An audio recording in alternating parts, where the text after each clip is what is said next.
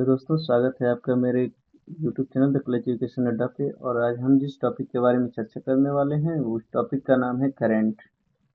इसको हम लोग इलेक्ट्रिक करंट के नाम से जानते हैं और आज इसके बारे में चर्चा करेंगे। इलेक्ट्रिक करंट हमारा वो होता है जो इलेक्ट्रॉनों के प्रवाह को दर्शाता है। अगर किसी कंडक्टर में इलेक्ट्रॉन फ्लो हो रहे हैं और उनकी फ्लो होने का डायरेक्शन अगर इधर से है, अगर उनके फ्लो होने का डायरेक्शन इधर से है, तो हमारी जो धारा होती है उसकी फ्लो होने का डायरेक्शन इधर से होती है। यानी इधर से करंट हमारे फ्लो होते हैं, उसकी उल्टी डायरेक्शन में हमारी धारा फ्लो होती है, करंट, जिसको हम लोग आई से लिखते हैं। और आई इक्वल टू होता है क्यू बाई टी।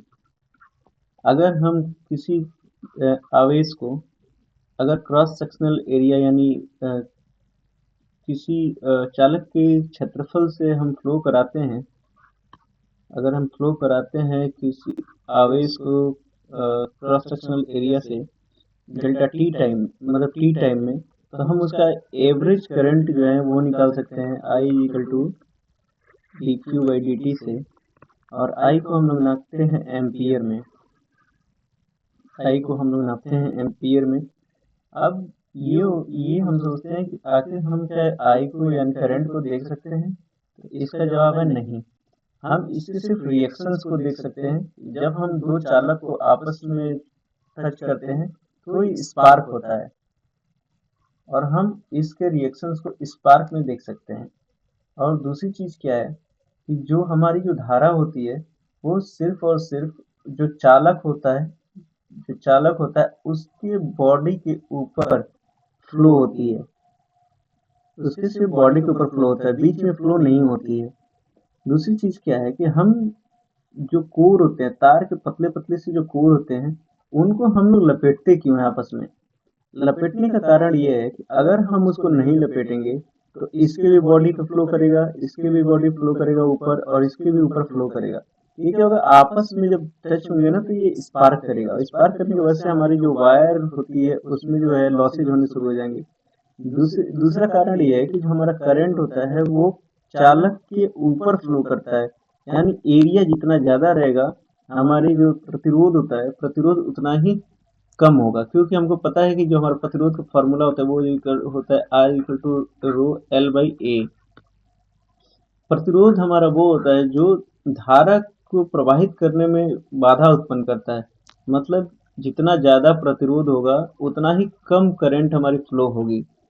हम जानते हैं कि जो हमारा प्रतिरोध है वो धारा को कम करने, मतलब बाधा, धारा की रास्ते में बाधा उत्पन्न करने का काम करता है।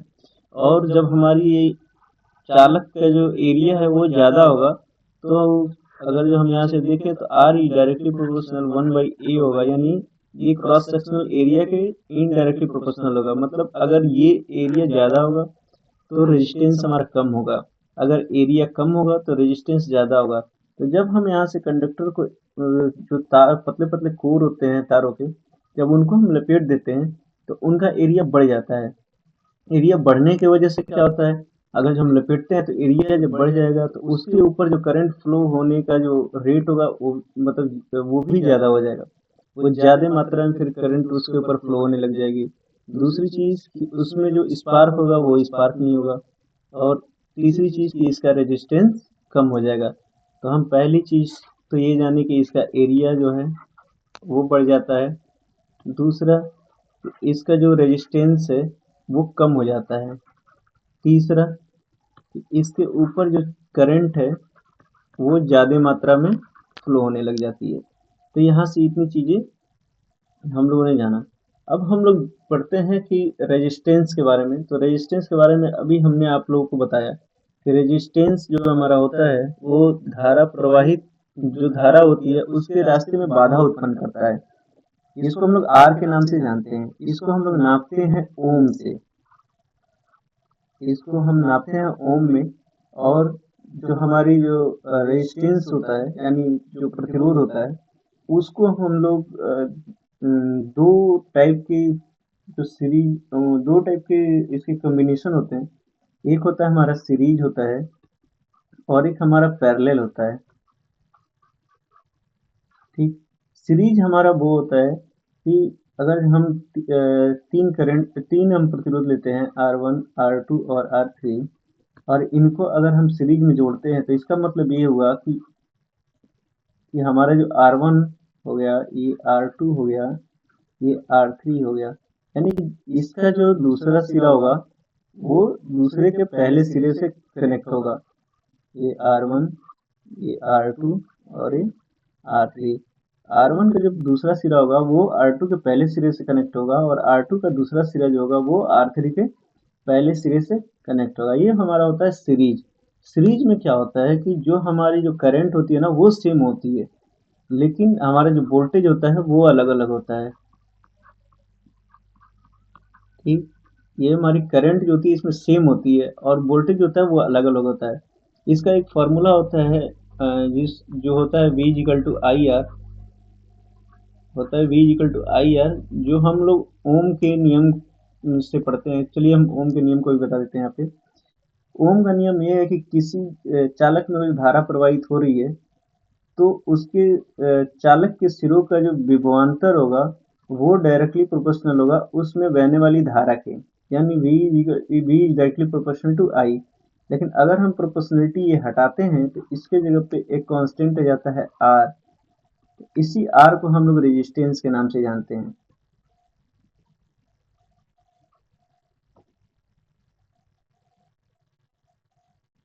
इसी R को हम लोग रेजिस्टेंस के नाम से जानते हैं, और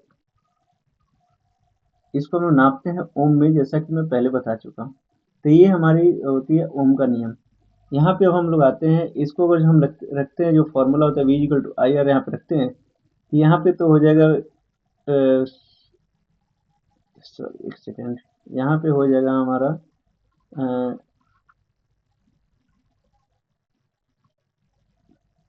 यहाँ पे जो हमने बताया V की जगह पे हम आई आर रखते हैं, और यहाँ पे जब हमारी करंट सेम रहेगी लेकिन रेजिस्टेंस तो अलग अलग है, तो यहाँ रखेंगे हम I R one plus I R two plus I R three.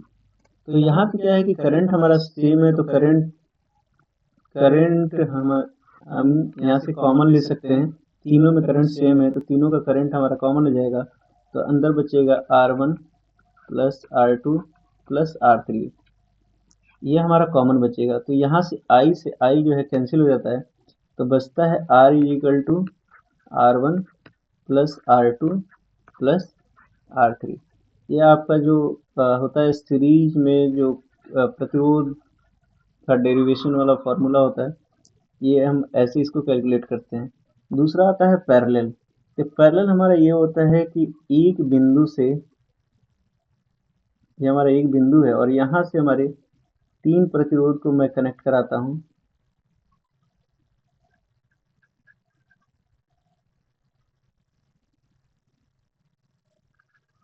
यहाँ से हमने तीनों को कनेक्ट कराया,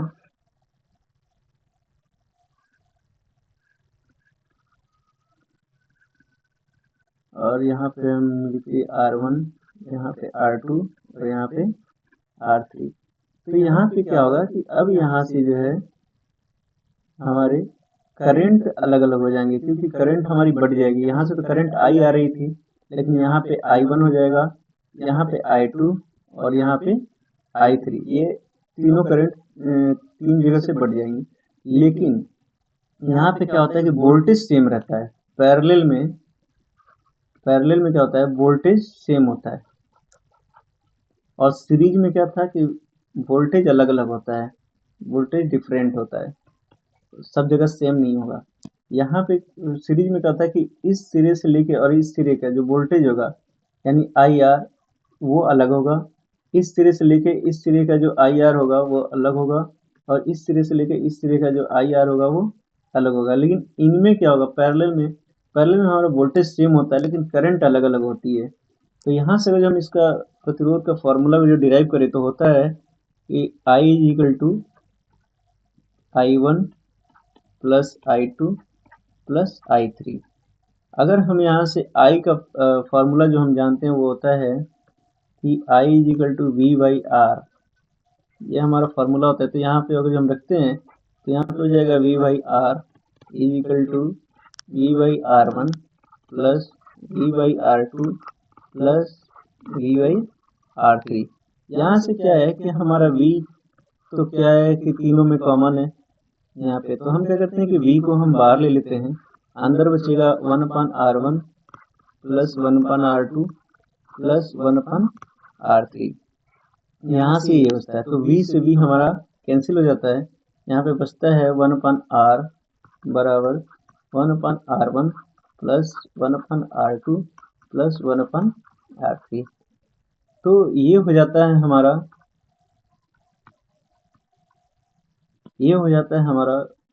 पैरेलल में प्रतिरोध का फार्मूला।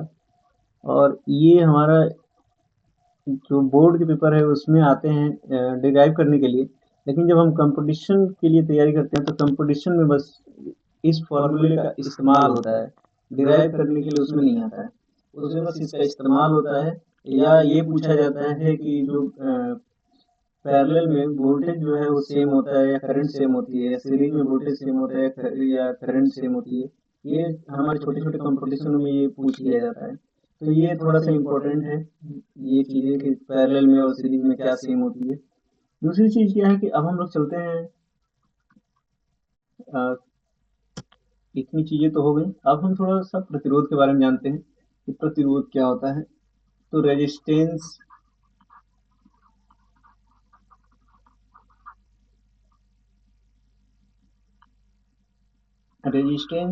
यानी प्रतिरोध, जिसको हम लोग R से लिखते हैं, और R को हम